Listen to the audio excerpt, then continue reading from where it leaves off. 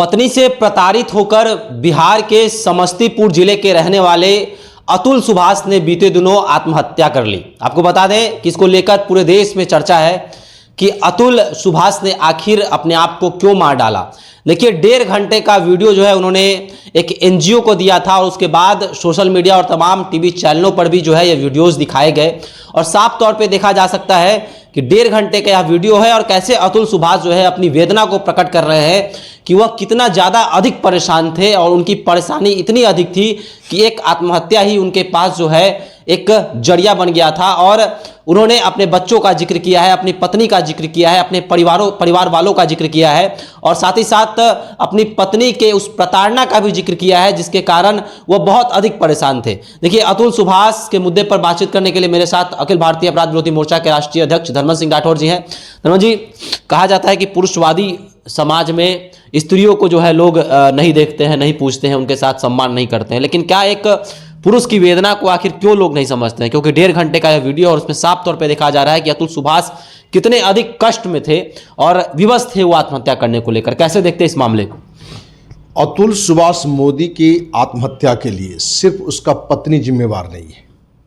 उसके 28 पेज का जो लिखा हुआ है पेज पर और जो वीडियो है उसमें स्पष्ट रूप से दर्शा रहा है कि जहां पत्नी के कारण वो प्रताड़ित था, पीड़ित था, लेकिन थाना और न्यायालय भी कम दोषी नहीं है, क्योंकि थाना भी उसका शोषण कर रहा था। और जो बातें निकल कर आई कि जिस जज के माध्यम से इनका चल रहा था, जज के पेशकार के द्वारा एक मोटी रकम की मांग गई थी, 3 लाख ही देने के लिए तैयार थे, 5 लाख तक का डिमांड था। तो पूरी घटना को देख के लगता है कि एक तो आप जो पहले के जो परिवार के द्वारा शादी होता था, अब प्रेम विवाह, इनका भी शादी है सो प्रेम विवाह में है और प्रेम विवाह का ज्यादातर संबंध अभी हमें लग रहा है कि कटुता में जा रहा है, क्योंकि अब शादी भी एक आत्मिक रिलेशन नहीं होकर व्यावसायिक रिलेशन हो गया है।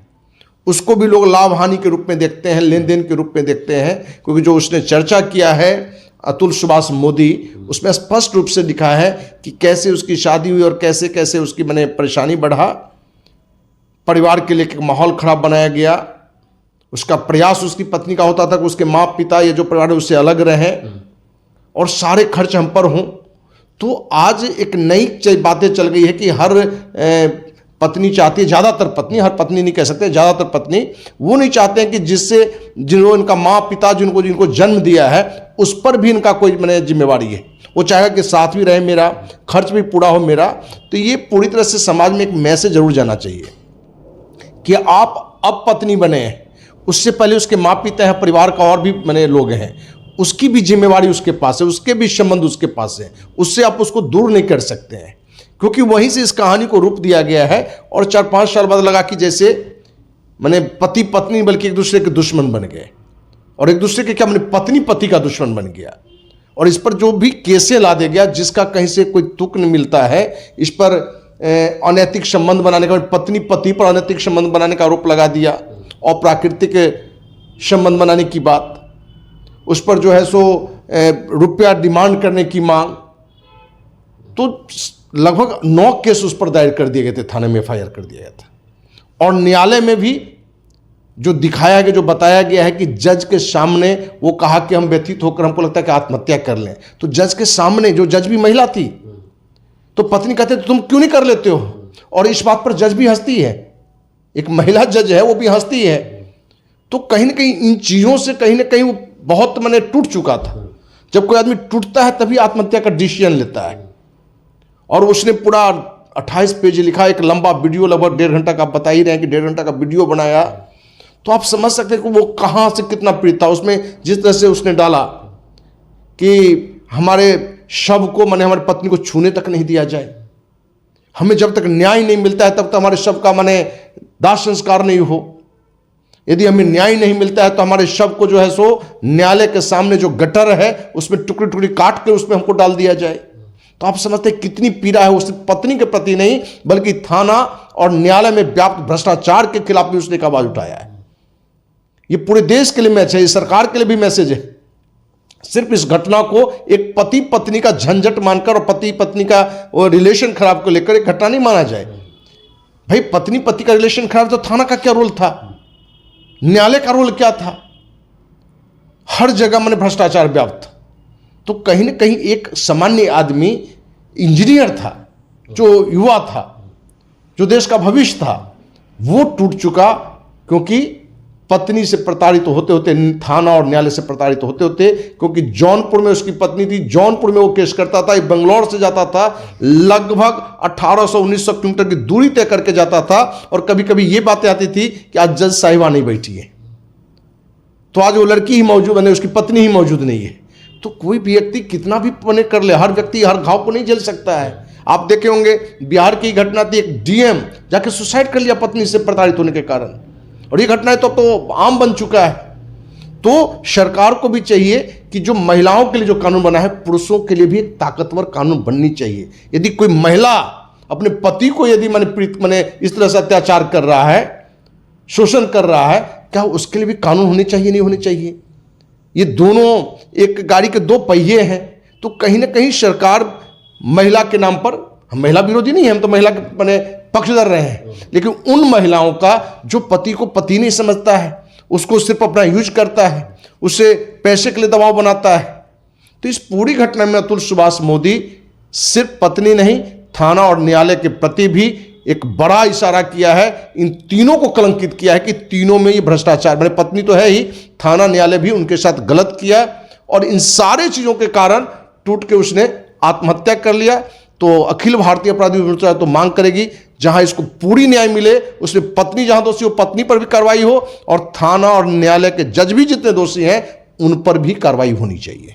अच्छा, वर्तमान के समय में 100 में से 80 केस ऐसे आ रहे हैं जिसमें प्रेमी हो, प्रेमिका हो, या फिर पति पत्नी हो, उसमें पति को और प्रेमी को जो है 100 में से 80 केसों में झूठे केसों में फंसाया जाता है।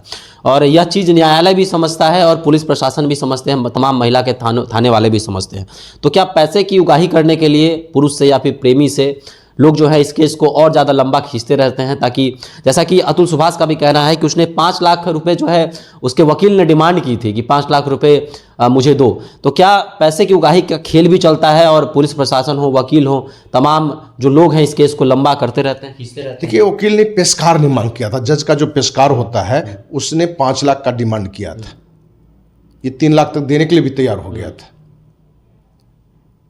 और जो आपने बताया ना कि मैंने पति पत्नी में, वो आजकल ज़्यादा घुस गया है।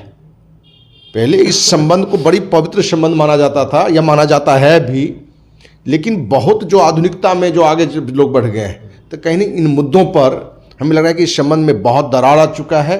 इसलिए कहीं ना कहीं सामाजिक रूप से भी लोगों में ये जरूर माने एक बातें आनी चाहिए, संस्कार को डेवलप करने की बात आनी चाहिए कि आप पति पत्नी बनते हैं तो आपकी जिम्मेदारी है कि उसके सुख दुख में साथी बनना। पहले कहा भी जाता था बेटी की विदाई के समय कि बेटी पति के यहाँ से फाइनली निकले तो वो शव के रूप में निकले। अब तो लोग उसको मजाक बना दिया है। इस पूरी घटना में, अतुल सुभाष मोदी वाली घटना में, जितना पत्नी के व्यवहार से प्रीत रहा है, पत्नी के पक्ष से प्रीत रहा है, उसकी माँ के द्वारा, उसके भाई के द्वारा, क्योंकि उसके पिता तो कुछ समय शादी के बाद ही डेथ कर गए थे, बीमार थे वो, उसमें भी ये हेल्प करता था। लेकिन लास्टली पूरी निष्कर्ष निकल के आता है कि कहीं ना कहीं इस मुद्दे पर थाना प्रशासन तो जो तबाह किया सो किया ही, न्यायालय में भी जो जज हैं वो भी इसके साथ न्याय नहीं कर पाया, और भ्रष्टाचार हर जगह दिखा। इन सब का कारण सिर्फ और सिर्फ आत्महत्या बना। इसलिए सरकार को इसको नोटिस लेनी चाहिए कि ये घटना आगे भी न घटे। इसलिए थाना प्रशासन पर और न्यायालय में जो जज थी, कहाँ तक वो गलत है सही है, ये जांच का विषय, और जांच करके यदि दोषी है तो उन पर भी कार्रवाई होनी चाहिए। अतुल सुभाष ने तो अपने आप को खत्म कर लिया है, अब क्या लगता है न्याय मिल पाएगा या फिर से यह मामला जो है वह ठंडे बस्ते में चला जाएगा? क्योंकि देश में चर्चा हो रही है कि इस चीज़ का न्याय होना चाहिए ताकि और भी जो महिलाएं ऐसा करने पर सोचे। तो क्या होता है, न्यायालय हो सकता है? देखिए, जहाँ तक हमें लगता है कि 100% न्याय इसको नहीं मिल पाएगा।